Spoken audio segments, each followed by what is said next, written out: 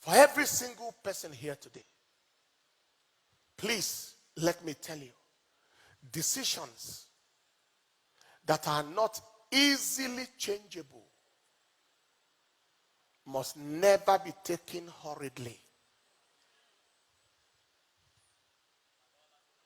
Decision. If it is shoe you wanted to buy, it didn't size you can change it. You bought a cloth, you didn't like it, maybe you can buy another one. And if you haven't really worn it, they can change it for you. But you marry a wife, you marry a husband, even if you wanted to change the decision, wahala day. It's not easy. So what is my counsel? The woman of God said many things. Number one, involve God in your search for a life partner. You know, the generation of our fathers, Oral Roberts, Kenneth Hagin, T.L. Osborne, Oral Roberts, Kenneth Hagin, T.L. Osborne, Kenneth Copeland, and so on. That generation of people, Kenyon, and all of those kind of people, the matter, and the Christian generation of that time, the matter of, I won't marry again, I marry another wife, was almost zero. Because there is something they used to call in those days God's will in marriage. Hello? The woman of God just told us, today many people are just looking at each other. I like you. Me too, like you. Hey, like versus like. And they say, okay, why not? And they just assessed each other's container-wise. Not all that glitters is gold, though. Everything inside water is not fish.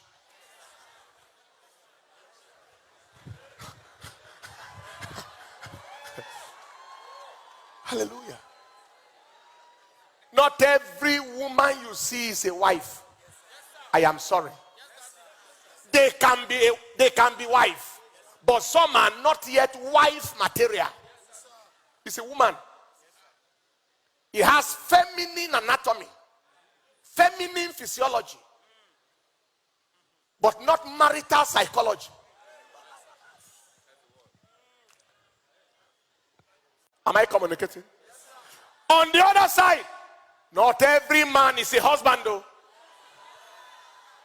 Not every man is a husband.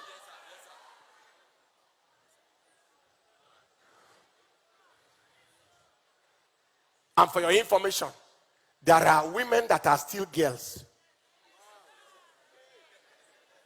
Big body, girl inside.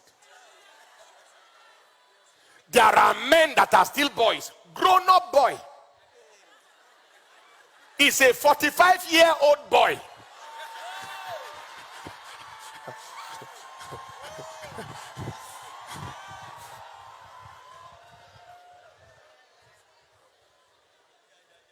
Maturity is not a function of longevity. Maturity is a product of responsibility. Don't look for my trouble. That is why God must be involved. Involve God in your search. Proverbs 18:22. Whoso findeth a wife, findeth a good thing, and obtaineth favor from the Lord. What is the meaning? Some people look at it and read it like the way the devil quotes the Bible at times. Because he normally quotes it halfway. That the Bible says, whoso findeth a wife. So go and be on the lookout to find.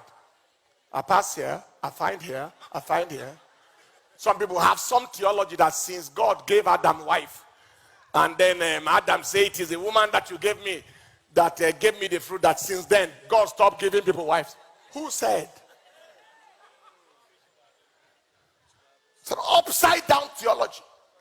that from that day, God said, go and find for yourself.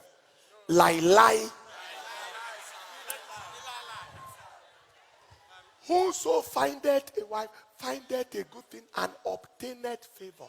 So if you read it from the back, it takes favor to find a wife. It takes favor from God to find a wife. It takes divine favor. God needs to favor you well to get a good wife. So you need to ask for that favor. Father, I need your favor to find the right wife. I need your favor to find the right husband. It takes favor from God to find someone to call a wife. I think that is death sentence to that theology now. In case you are in doubt, Proverbs 19:14, that one is more direct. Your father and your mother. Your father can leave you landed property. Houses and riches are the inheritance of fathers. But if it comes to wife, a prudent wife is from where?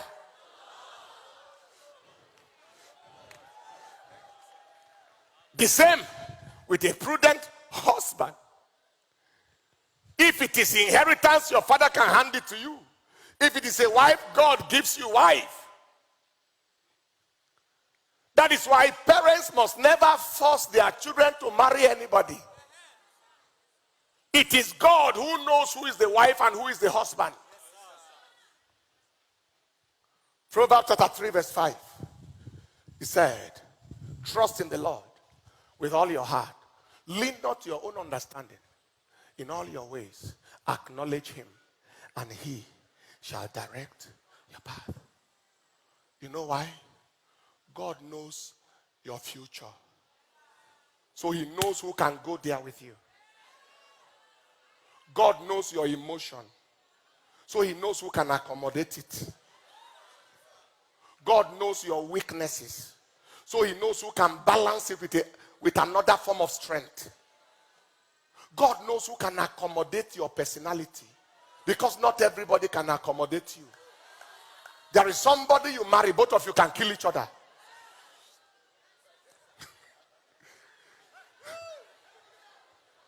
Am I communicating? But when you see a person, you see them container-wise. You don't know the package of what they carry.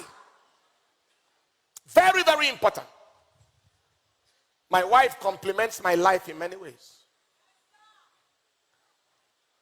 When I grew up as a child, I was very, very sickly growing up. Had a lot of convulsions. I don't know whether that was what dried my smiles. In those days, they told me, my mother and siblings told me that I used to smile once a year. That is on the average. Satan, they will call each other. He is smiling. See his teeth, they are white. Then when I became born again, spirituality took it to another level.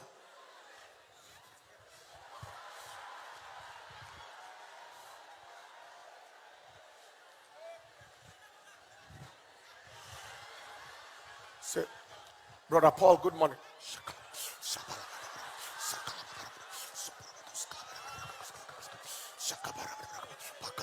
Permanently tonguing.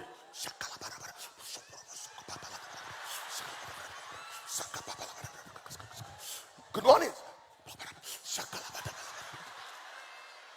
Now, imagine I marry somebody like that. Fire.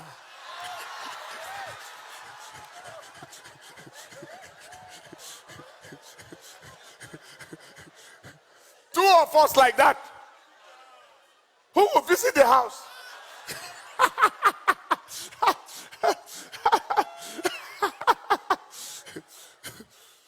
But there was a humorous part of me growing up as well. I could, and when someone who carried the other part came, He brought things out. As I was bringing things out of her, she was bringing things out of me. Because it is iron that sharpens iron. My personality was softened to a great extent. Am I communicating at all? That is why you require God to assist you. Me and my wife spoke to somebody the other day. The husband was laughing with us like abundantly. He said, talk to my wife. The wife was the exact opposite. He said, hello? Oh, yes. Oh, yeah. How's your family? Oh, we are doing fine. That one, we summarized the call hurriedly. And my wife and I said, that is how God matches people. See, the woman, the man is the other side. And the woman is just like that. And God brought them together. Thank God the two of them were not. And we said, we thank God it's not the woman we spoke to first. Otherwise, we would have concluded that all of them are like that. Is God speaking to anybody here at all? This is where people miss some things.